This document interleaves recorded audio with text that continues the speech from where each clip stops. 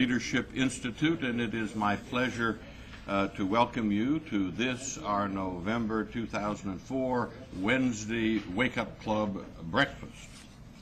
First, I want to thank Sarah Weiler and our interns and others of our staff because well after midnight last night, this room was still set up with incredible amounts of things and people for the election night party, and it was done very adroitly, Sarah, because we didn't want to end the party, so we just put that partition there. We shushed everybody out of this area, put it there, and this place was set up for breakfast, and that was quite an achievement. As for myself, I stayed here until 2:30 this morning when Richard Viguerie and I and a hearty band of folks left. I then went home 3.5 blocks from here and started watching television and watched until 4:30 this morning. And then decided, well, I really need to try to go to get a little bit of sleep, so I went up to bed, and from 4:30 until 5:20 I stayed in the bed and I didn't go to sleep.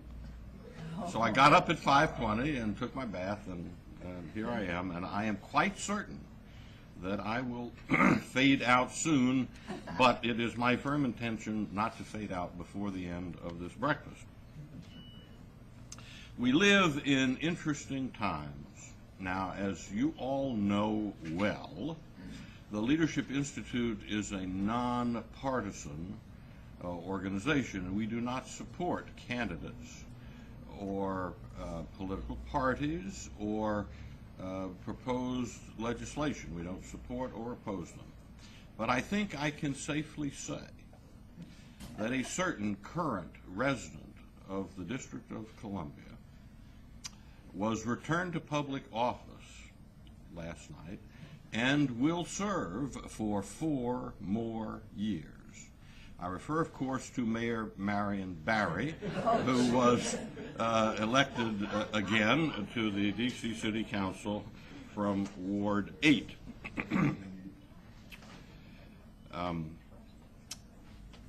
There's a lot of news about the Leadership Institute. Things are booming, and you'll get a report from one of our staffers about one aspect of our programs. I did want to take some time this morning, since you did us the courtesy of showing up, to give you some of that remarkable news.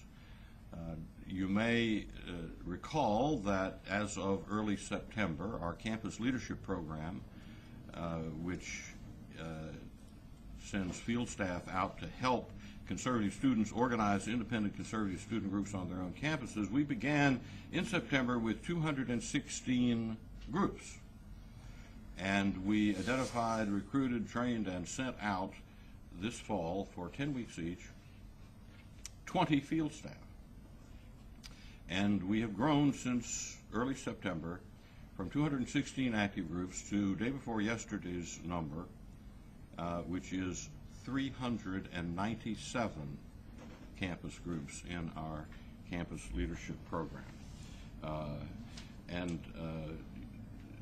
We are now, I think, in 46 states. My intention initially was to send these 20 people out and go from 42 states to 48 states, and we were going to have them cover the lower 48 states. But the success of the first 10 days got me to thinking, why stop at 48? So we announced to these 20 people that they were all now in a contest. And the contest has 2 prizes. These field staff are working for 10 weeks for us, and they're now in their 9th week. But we told them after 10 days that they're in a contest. There are 2 prizes, and the 2 prizes each are an additional week of employment to do more field work for us, and the first prize winner will get his choice of organizing in either Alaska or Hawaii. and the second prize is the other state. Now you might think everybody's was going to want to choose Hawaii. Not so. One of the leading contenders for this is just dying to go to Alaska for a week. And we explained to him that he probably has 2 chances to win Alaska, because if he wins first, he gets his choice. If somebody else gets it and picks Hawaii, he still gets to go to Alaska. And since they'll be our 2 top people, it's an absolute lead pipe dead certainty that by early November we will have CLP groups, well over 400 groups, and we will have them in all 50 states. Another piece of very exciting news has to do with our documentary, Roots of the Ultra-Left, What They Really Think. We spent months working on that, put it out here entirely, did the research, did the production here. I played a very active role in this and had a marvelous time doing it. And if you haven't seen that documentary, I encourage you to do it. It premiered on campuses on October 9th, and we're sending this out to all of the campus leadership program groups, encouraging them not only to view it themselves and with their own group meetings, but to show it publicly on campuses. The documentary includes in it an offer for people to go to the Leadership Institute website and view the script of the documentary. As of Monday afternoon, 44,170 people had downloaded the entire script onto their computers off of our website. It's very, very exciting. And one other truly exciting and interesting thing that happens that I can discuss with you now has to do with a focus that the Leadership Institute put on our educational programs. We cover the whole country, but we sometimes focus in particular areas and do extra special work. Well, I'm here to tell you that in the last 6 months, the Leadership Institute has very systematically conducted a substantial number of schools, multiple youth leadership schools, multiple grassroots activist schools, other schools, field staff, all in this one congressional district. We have spent in the last 6 months, I think very intelligently, training conservative activists who could then work for the candidates of their choice. We have spent $42,000 in this one congressional district. This one congressional district is the state of South Dakota. Yes.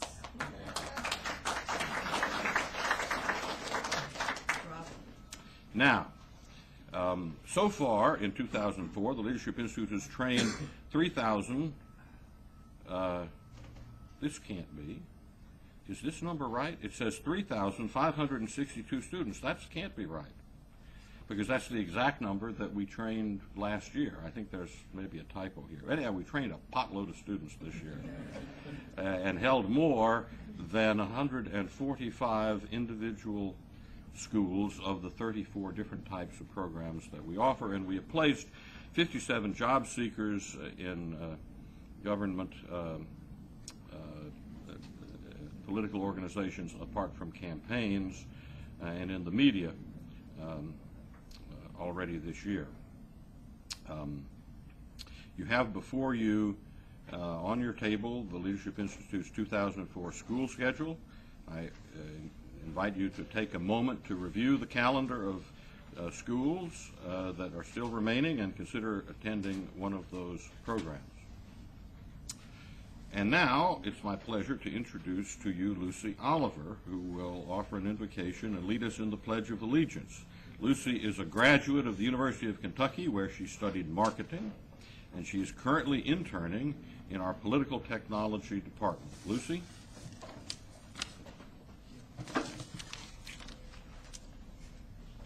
Everyone, please stand. Pray with me, please. Our Heavenly Father, thank you for this day that you have given us. Let us be grateful for the country that we live, for the beauty that you have bestowed upon our country. Dear God, please be with all the officials that were elected last night.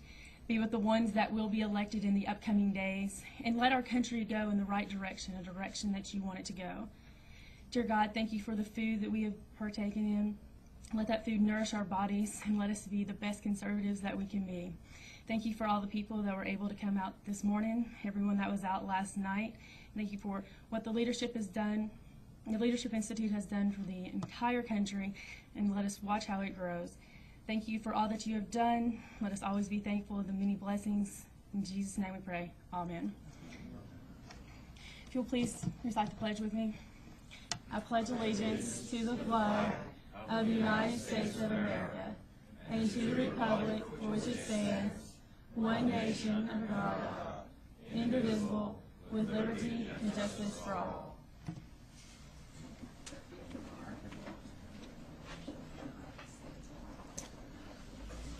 And now, to present an update on the activities of our grassroots program, I'm going to bring up here Denise Chaikin. Denise is the Media Services Coordinator here at the Leadership Institute, and as such, she manages our Broadcast Journalism School and Effective Television Techniques Workshop. Are you going to talk about grassroots? You're going to. Well, whoever did this script for me, I want to see you. Did you do it after I left the building last night? Okay. I thought that was something fishy. She manages our Broadcast Journalism School and Effective Television Techniques Workshop. Before joining the Institute in July, Denise graduated from Bucknell University, where she was actively involved with the Bucknell University Conservative Clubs, one of the most successful of our CLT groups across the nation, and has received a lot of deserved publicity. Denise is a native of Glen Mills, Pennsylvania.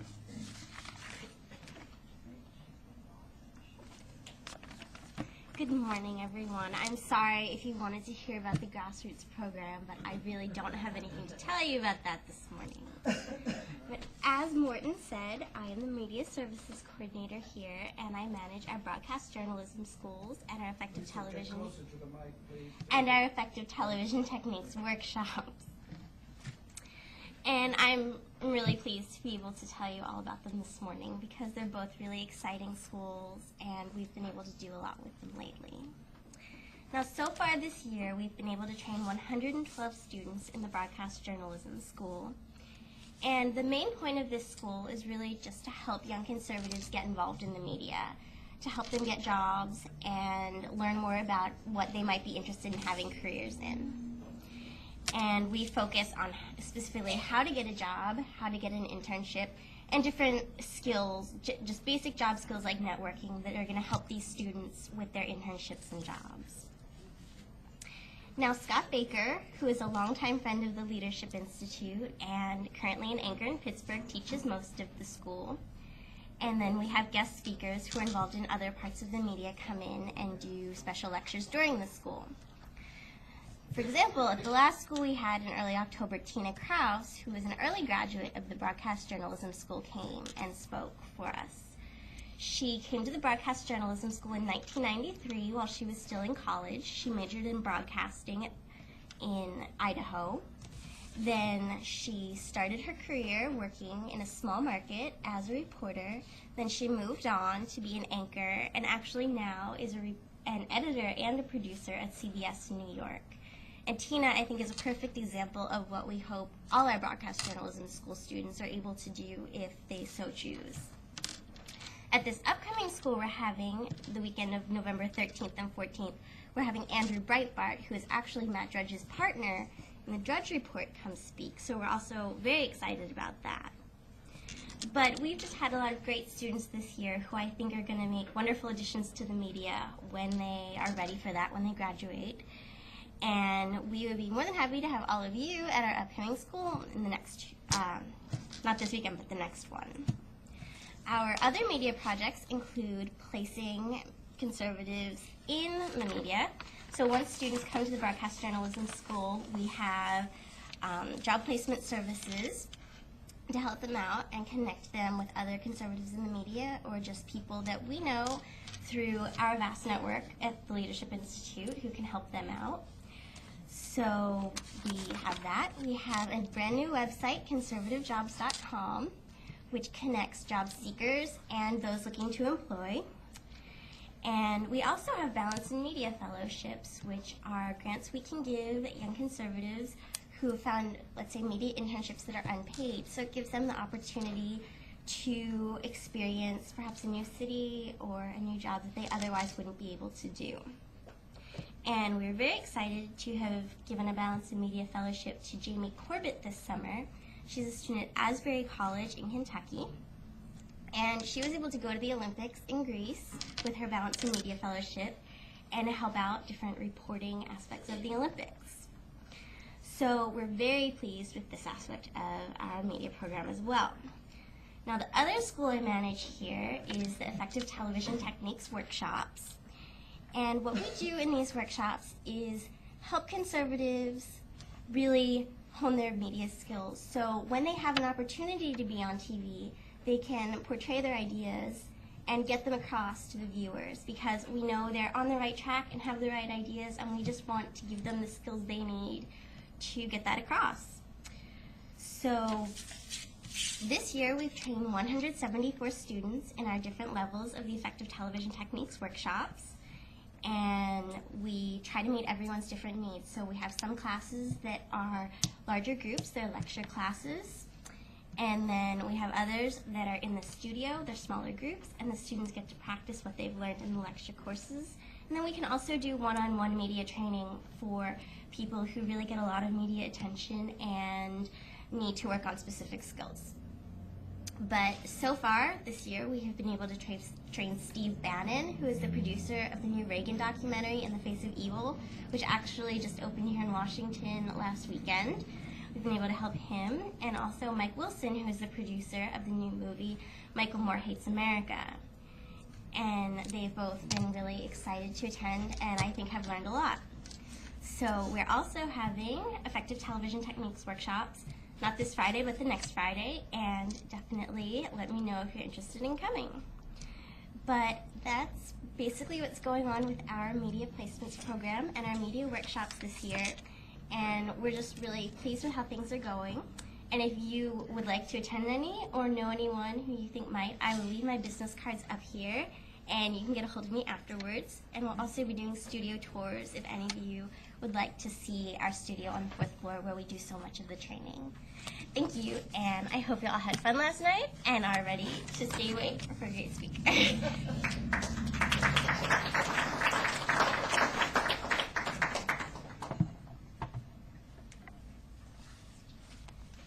Thank you very much, Denise. Denise is one of our newer staffers here, and she's doing a great job.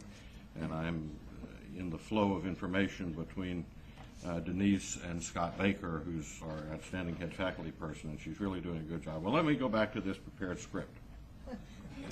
I'm now to introduce to you Christopher Korish, who will introduce our speaker. Chris Korish came to us after a long and distinguished career raising money for people for the American way. His hobbies are raising St. Bernard dogs and underwater basket weaving, and he is a distant cousin of Teresa Heinz Kerry. No, none of that is true. None of that is true. This is what I was told, and I believe that written. I just made that up for fun, but. This is what I was told about Chris, and I believe this all to be true because I've introduced him before. Chris is a native of New Jersey. He serves as a senior development officer here at the Leadership Institute. He's a 1986 graduate of the U.S. Naval Academy and served our nation in the Navy until 1993. He headed up development at Radio America prior to joining the Institute team in June of 2003. And I'm pretty sure that every good thing that Chris says about our outstanding speaker is absolutely true. Chris?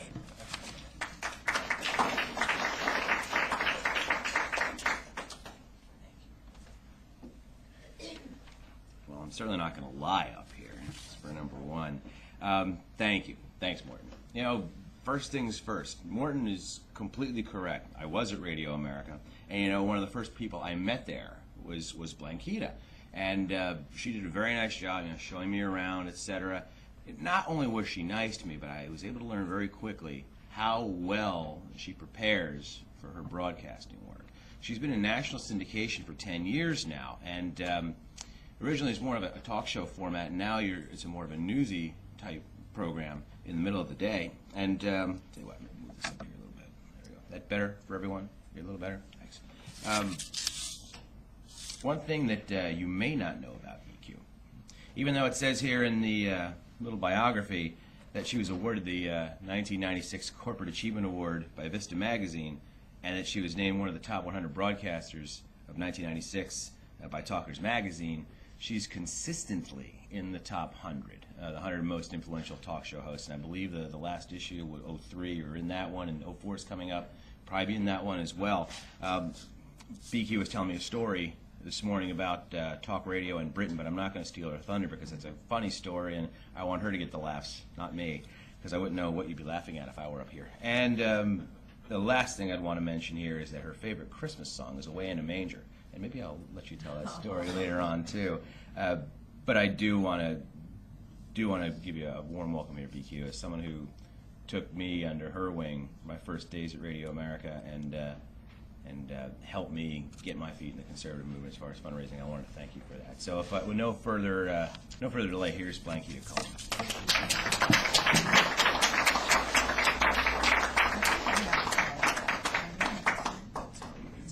Okay. Can you all hear me? Well, let me see. There we go. I think I'm on. We've got air. First of all, I have to tell you that I would do anything for Morton Blackwell and for Helen Blackwell because they're probably the two greatest people in the conservative moment. They really are. They are, I always, and I tell this about Morton and Helen because it really is true. When you meet a lot of people and you're a conservative coming up, remember, now all of us were conservatives to begin with. I was a Democrat until 1984, and I covered the Democratic Convention. And, you know, my dad had been a Yellow Dog Democrat, and I go to the 1984 Democratic Convention, and I'm looking at Walter Mondale and Geraldine Ferraro, and I kind of, you know, think, they're representing me? I don't think so. And then, of course, when it was Michael Dukakis, you know, I said, I'm leaving this farm. I got to get out of here.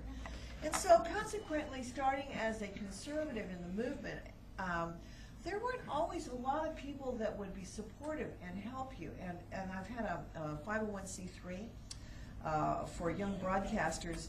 And the very first people, who are the first people to make sure that they help? Someone that always has been my role model since I've been in the movement has been Morton, and Helen as well. Generous. They're not in it to try to be able to gain their own prestige and their own power. They're in it to empower, and I cannot tell you, I have such great love and respect for them. I would do anything for them because they are what the conservative movement is all about. They empower people, they raise up the youth, they train the leaders, they are magnificent leaders. I love them so much. One of the things that I will tell you about that has been also an important thing, I've been a radio talk show person, I've been on radio since 1973, since I've been 20 years old. I've been around for a long time. And one of the great things that happened to me with the president this his first term of office is that he asked me to be one of the members of the Broadcasting Board of Governors, and it's a Senate confirmation. I'm one of the first radio talk show hosts to ever hold a position that high in the history of our broadcasting industry. And the great thing about that is we sit as CEOs overlooking all of the international broadcasting all over the world, which is also includes Voice of America, Radio Free Europe, Radio Liberty, Radio Sawa, Television, Al Huda, you name it, all of the broadcasting entities around the world, which is more than 65 entities. It's a very powerful position. And I'll get to that in a minute. But I have to tell you, for me, having really worked like many of you on this past campaign, it was such a heartening experience to see the American people not be conned by the Michael Moores, not be beaten up by the propaganda artists that were so incredible. And every day on my program, as Chris talked about, it is a news program. And we were right down the hall from each other. I love Chris Korsh.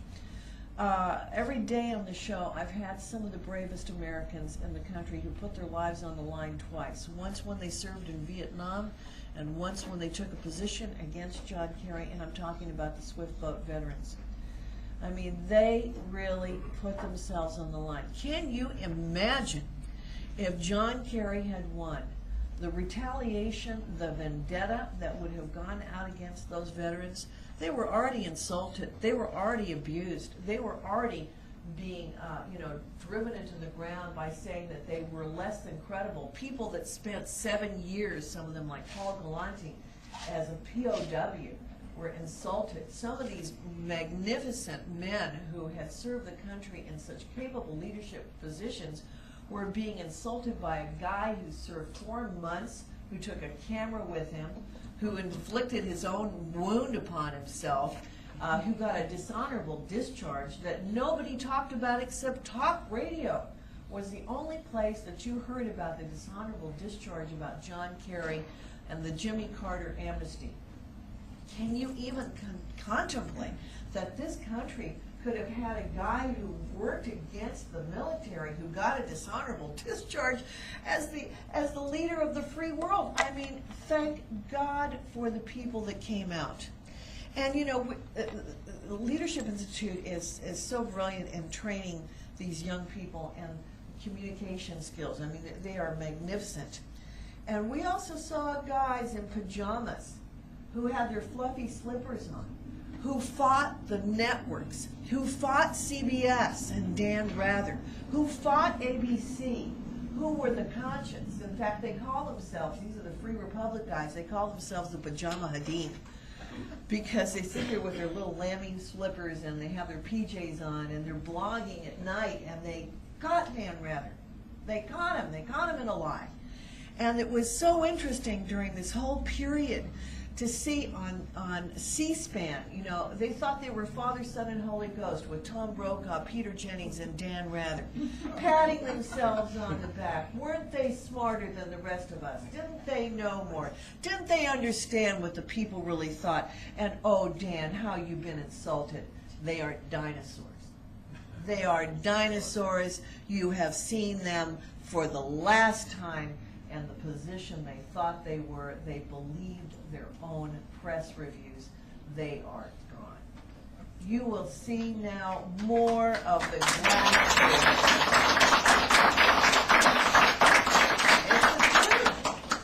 It's over for them. And you'll see Fox now have more courage.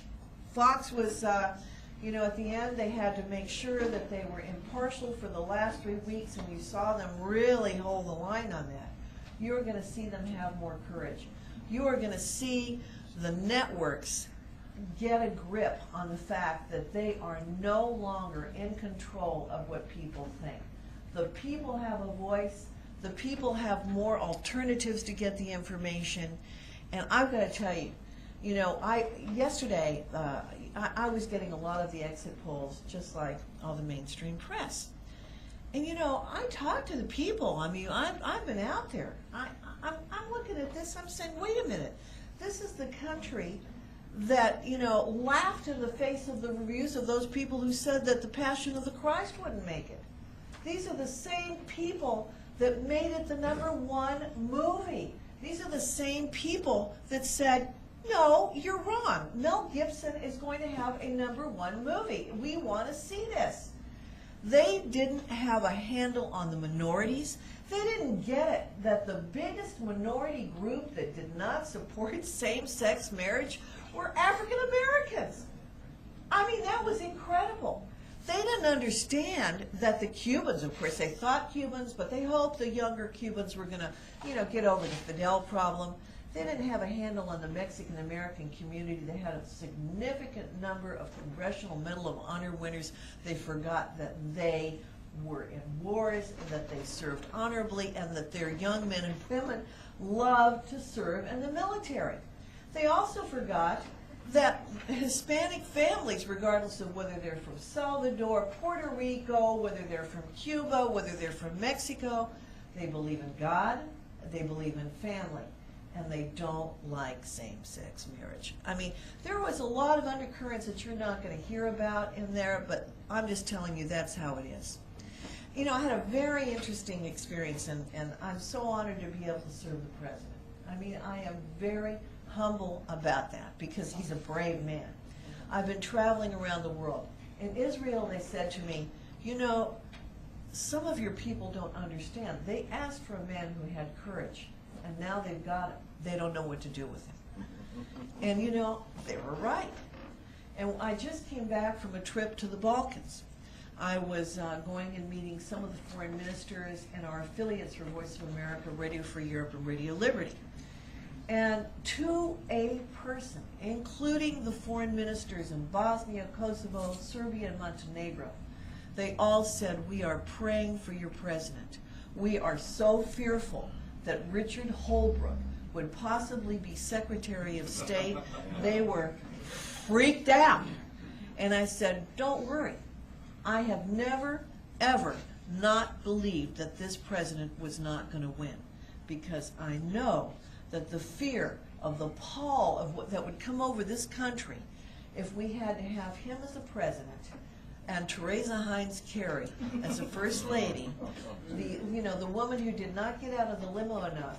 This is a woman who thought she was going to be a Vita Perón, with her descamisados, which means her shirtless ones, except they were too busy tending her garden. I mean, this is a woman who is out there, the little Haitian kids running around naked. Excuse me. But, but the fear of John Edwards. My sister said, what's up with him taking his kids out at 11 o'clock at night to be able to show them off? No mother or father does that. Does he not know that they have to go to sleep? And the idea that trial lawyers were going to be reigning supreme and that Michael Moore was going to be the voice of our conscience, I think that really shook people up. So that the president, yes, has not had his formal acceptance speech, that just says something about the dignity of conservatives. Really and truly. Sometimes people will say, well, why don't the conservatives fight harder? We like to fight with a more gentlemanly kind of rules because we still believe in respect and dignity of the human beings.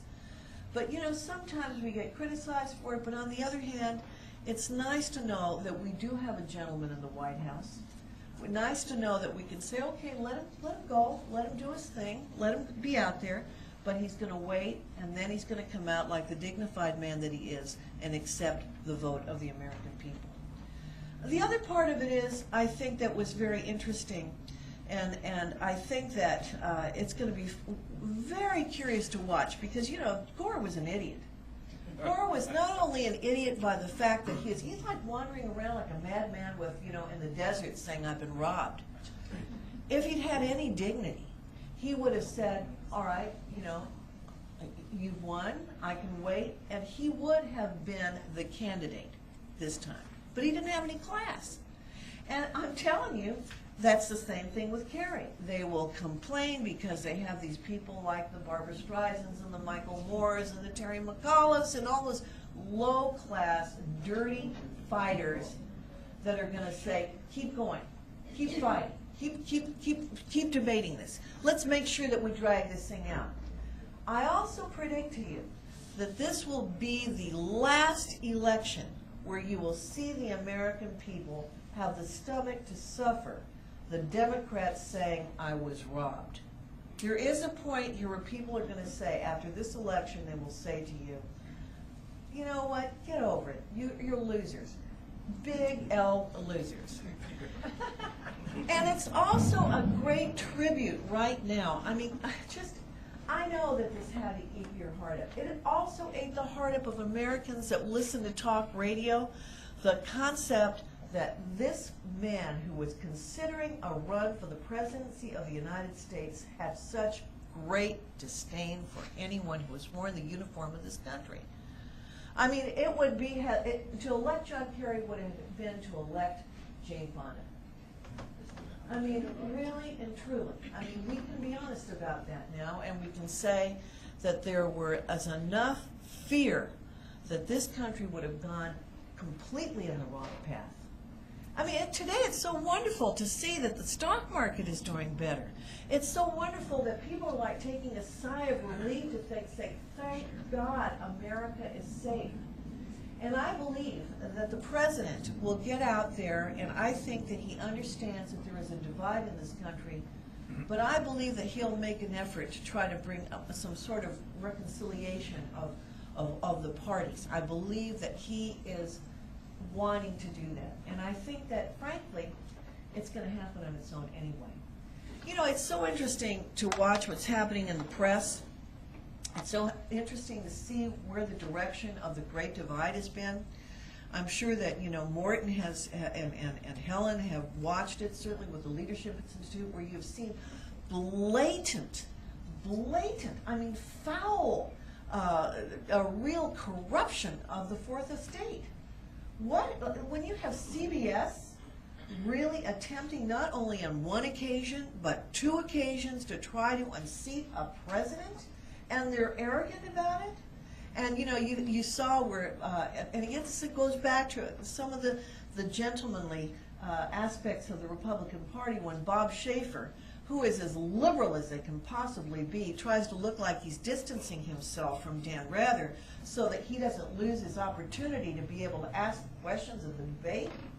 I mean, when you see them try to pollute the Fourth Estate, and then you have ABC sending out the memo about how, you know, we have to be harder on Bush than we do Kerry.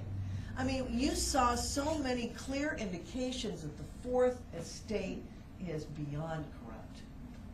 That's why places like the Leadership Institute are so critical. And I think it's so important. You know, they've been wonderful to me. I have this, as I mentioned, this little YAB, and when I'm just first starting, and Morton allowed me to come over here and train the kids here. And one of our stars now is spoke at the Republican convention. Ben Ferguson is one of our young American broadcasters.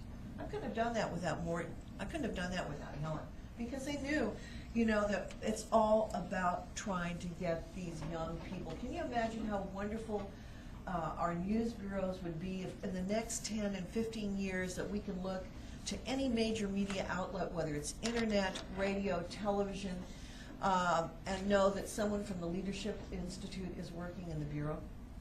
Because you know you're going to have someone who's not going to allow this kind of stuff to happen. You're going to have someone who is watching what is going on. It's critical. It's a critical element. And the idea that the internet has now taken this power is really phenomenal. I am really excited about the idea that the president has 4 more years, even in the area of international broadcasting. And I will tell you candidly that I was very concerned that if the president had not been reelected, there would have been a real problem with Radio Marti. Radio Marti, which is broadcasting into Cuba. It is something that yours truly and the chairman, Ken Tomlinson, have fought so hard to protect, because they don't get it. They don't understand the importance of Radio Marti. It's also been the conservatives who have been fighting tooth and nail to make sure that we are working hard to protect our broadcasts, that they become significant broadcasts into the Middle East. One of the programs that I've worked on, one of my babies, is a television program that goes into Iran every single day. I'm the chairman of the committee over the Voice of America, and this program is a 30-minute live television show that's never been done before, that is a very informative news program that goes into Iran every single day. And as much as they have tried to jam us, and they have tried to jam us through Cuba, 13% of the population is watching that show. 13%. Think about that. Let's compare it to even Fox, that has maybe a 5% share, or any of these other networks that have 4% share. This is a 13% of the audience that's watching that television show, which we're now, thank God, because the president's been reelected, going to get it up to an hour or to an hour and a half every single day. That's big time. 50 million of the population is under 30. And we're out there striving to make sure that those programs on Radio Farda, which goes into that same area, and Al-Hura, which is our new Middle Eastern network. We fight tooth and nail the conservatives on the board to make sure that there is news, that they carry the President's State of the Union addresses. And I've got to tell you, we work hard on that. It is so incredible to go into. We just had our board meeting in Prague, and you're sitting in the room. You know, Radio Free Europe or Radio Liberty is in that building that used to be the house of the communists.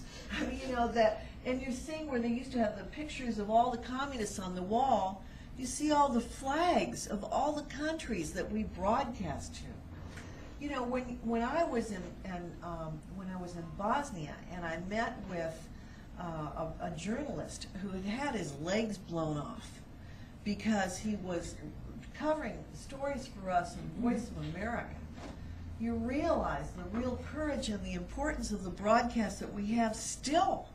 When you have people that will tell you, we rescue all the time journalists in China. We have problems trying to help our journalists in the Middle East. You realize what the voice of freedom is all about. It really is an important thing that we're doing. It's an important thing that you're doing. I mean, you make it possible for Leadership Institute. You send the message to guys like the President, for conservative organizations. Don't give up the fight. It is a great day today. It is a great day today because I know all of you probably worked really hard to get this guy elected. You've worked really hard in all of your conservative endeavors. You have made it your life's work. Well, this is a good day to celebrate. But I got to tell you, the vermin are still out there. The dissenters are still out there. They will still try to wreak havoc. They're going to try to mess with the conservatives. They will try to work the media. They will try to discount the victories. They will try to discount the fight that the President is dealing with. They will try to make conservatives look like whack jobs. I mean, look what they've done for so long. They've tried to make anyone who believed in, the principles of the conservative movement as if we were some kind of nut jobs. And if you think they're going to stop, even though we've had a victory, they haven't. They won't. It'll just be worse. So what I'm saying to you is I'm so honored to be here with you because I so believe in Morton Blackwell and Helen. I get emotional about it. I do because I think they're so honorable. But I'm talking to you because I know you're honorable too. Don't stop working towards this movement, not for 1 minute. Have a glass of champagne today, but tomorrow you got to work again. You got to protect the country. You've got to contribute. You've got to work harder. You've got to fight longer. Because I'm going to tell you, it's going to be a battle, not just for our lifetime, for our kids' lifetime, for their kids' lifetime. It's going to be a long war, not just in Iraq with the terrorists who have aimed and targeted this country, but the internal terrorists who hate everything we stand for, who think it's a disgrace that we want to protect the flag, who think it's disgusting that we want to have a 10 Commandments on the wall, who think that it's a crime to be able to say that marriage should be between a man and a woman, and who think that it's something that's noble to kill a baby. I'm telling you, the battleground is still out there, but congratulations today. We should celebrate our victory.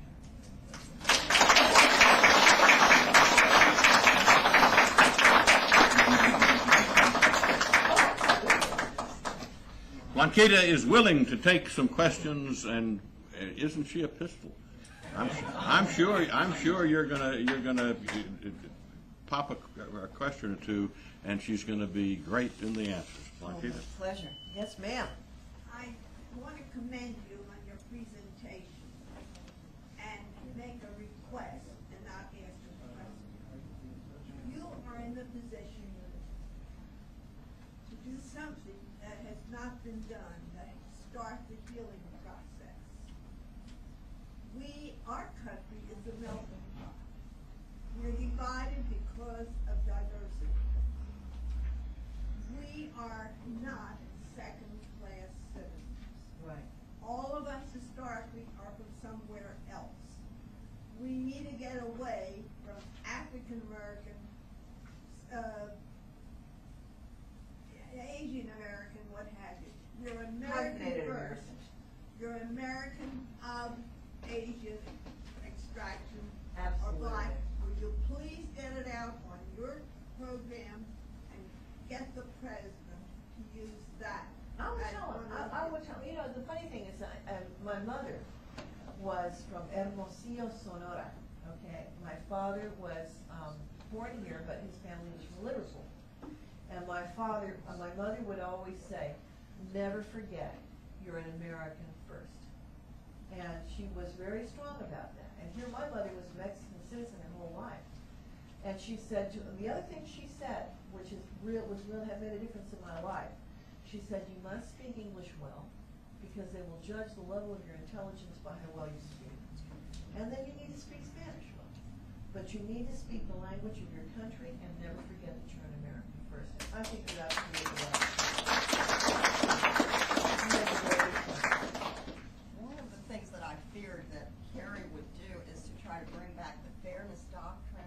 I wonder if you would comment on that. Well, and I think that won't happen now. I mean, the fairness doctrine was a nightmare for those of us who worked in broadcasting, especially, where if somebody said something, then you had to make sure that, that they didn't take it as something that was unfair to another side.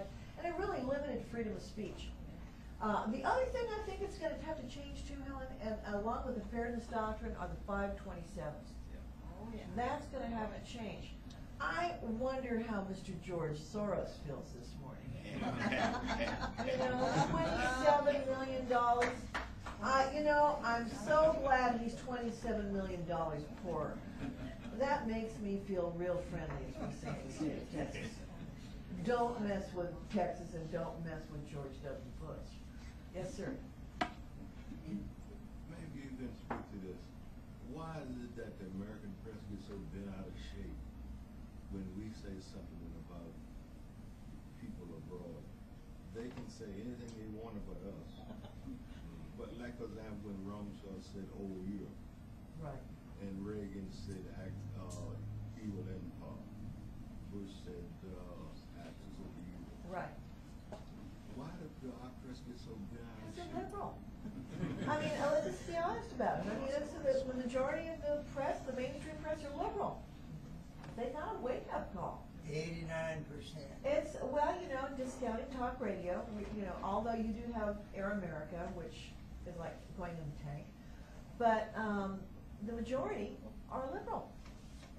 Russer and all those guys, I mean, they're not going to tell you that publicly. They want to look like they're so, I'm so unbiased. You ought to go into events behind the scenes and hear what they say and how they talk. Believe me, I've been there. And you just sit there and say, there are not enough Rolex to be able to deal with these guys. But that's why it's kind of like, if the jobs aren't there and you've got a particular skill, you got to create the jobs. And that's the same thing with the media. We just have to just infuse these places and get them in, start them in at low levels and let them come up. It's just like politics. It starts with the city council, it starts with the state reps. You're going to build your base from the bottom up, and that's what we're going to do with broadcasting. Thank you. With all the success talk radio has had in the last 20 years or so now, Rush, Sean, yourself, Right. Liddy, Savage, how does talk radio stay informative and relevant without becoming too pompous? In other words, maintain the humility without coming out and saying, "I told you so, and then turning off some of their Some do base. become pompous. Yeah. Okay, let's just be honest. I mean, some people just get so big they become pompous. On the other hand, you always, we're a little different than members of, let's say, even the Congress, because every day we're talking to the public. Every day the public's calling us up. Every day they're, saying, "Wait a minute, get off your high horse." And so that's the element that we have. And also things are changing. The radio is changing as well. Now with Sirius and with the other satellite companies that are starting, the big networks, and that's going to be good in a way and bad in a way. And are you on Sirius in real time? I'm now? on Sirius on real time. Noon- So you noon can, to 3? yeah, you can hear me on Sirius, and you can go to radioamerica.org. But the other thing is, that's going to change. It's kind of like we're at a point where, remember when FM was big, was nothing, and AM was big, and then in the 70s, FM started, and everybody said, nobody's going to listen to FM. Well, that's what's happening now with Sirius, and it's all going to change. Yes, sir. Do you think Hillary may run for minority leader of the Senate? Yeah, but won't that be great? Oh, won't that be awesome? Won't we have fun? She's great for business. God, I love it when she's out there. We raise more money, we do better broadcasts. She gives us so much fun to mess with her. Gosh, I hope so. It'll be too much fun. From your mouth to God's ears. Yes, sir. I visited Vietnam not too long ago, and interesting thing, 70% of those population are under the age of 27. This was a couple of years ago. And the students that came up and spoke to me wanted to practice their English. They were wearing Nike shoes and Bruce Springsteen t-shirts. And what I got from them is they wanted to be like America. Oh, absolutely. And interesting, it's a tightly controlled society. They have, obviously, but these kids aren't dumb at all. They look out, there's the internet and cell phones, and they look at the difference between North and South Korea, you know, and they can add 2 and 2. But my question is this, given that, what efforts are we making to reach the youth, particularly in Vietnam, but also throughout Asia? Well, we're doing a great job with Radio Free Asia, and we're doing a really great job with Voice of America in there as well. We're getting very good results. They're very different. Radio Free Asia, even in China and hits in Korea. I mean, they try to jam us in North Korea, but we're still getting through a little bit. But Radio Free Asia, which is much harder than Voice of America, and certainly is not as well accepted in China. We're doing a good job in Vietnam. I wish I had the stats on that, but we're getting it. We're doing a real good job. We have a good audience out there. The interesting thing is, and even in that regard, because as you talk about that, I'm reminded of a trip that I recently took to Romania. I went to Romania, about a month and a half ago, to meet with about 250 journalists and talk about the First Amendment. And as you know, it's only been since 1989 that they've been, freed from Ceausescu. And they still, all of these, Eastern European countries are still, they're fragile. They're fragile in the freedom of speech. And I've got to tell you, when you talk about the First Amendment to them, you talk about what it means about the case of going back to Peter Zenger and how freedom of speech really came to be in this country, and what some of our, how our press, even though we're flawed, we're pretty good still. We're better than everybody else. They really understand it. They really understand it to the point you'll see them so attentive and they get teary-eyed. I saw one general who was so pro-America that when we were having problems with France, he was out there wearing his cowboy boots and his cowboy hat in France and just like in his face. I mean, they get very emotional. I got a letter from the Prime Minister of Romania that was sent to the President of the United States saying, "Dear President Bush, understand that Romania will never, ever be Madrid." And they have so much guts. And it's just interesting. Yes, sir? I just want to make a footnote to underscore and emphasize what you already said. I spoke to a man, a very strong, big man in the Communist Party in Vietnam, #2 man in Quang Tri province, and he fought against us very hard all his life. And the things he wanted to discuss with me were, and he wants to come to this country to see personally the Declaration of Independence and the Constitution of the United States.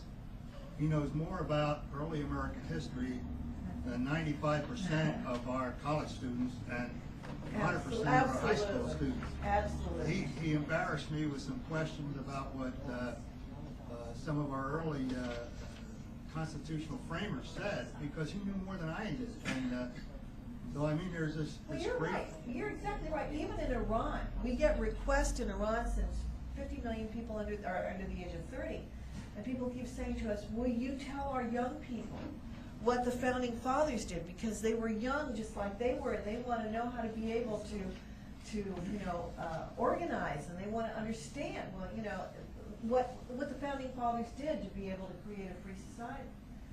So you're right. They know more American history. They want to know more American history than we do. Yes, sir. You had a question. Last question. What do you think will happen as a result of, will the English language be boosted as a result of the internet? Well, I hope so. And I also think that, I think the English language is, and I will tell you, groups like the Hispanic community and the African community are getting this. You know, and I had a debate actually with the bureau chief, bureau president from New York, a Latin guy. And he was saying to me, he was talking about affirmative action. I said, when are you going to be honest? When are you going to tell them that they have to learn how to speak English so that they're not riding at the back of the bus, so that they're not only working in service jobs? When are you going to let them have a real seat at the table and you lose your power position because you're not running on the misfortune of others? And you know what? I think that's starting to hit. I think that that's why the president is doing better in some quote-unquote minority communities, because you know what? They don't want to be behind it. Real civil rights is being able to be present at the table and having a fair shake with the American system. And I think that we've had too many people that have been trying to take advantage of that, and that time needs to be over.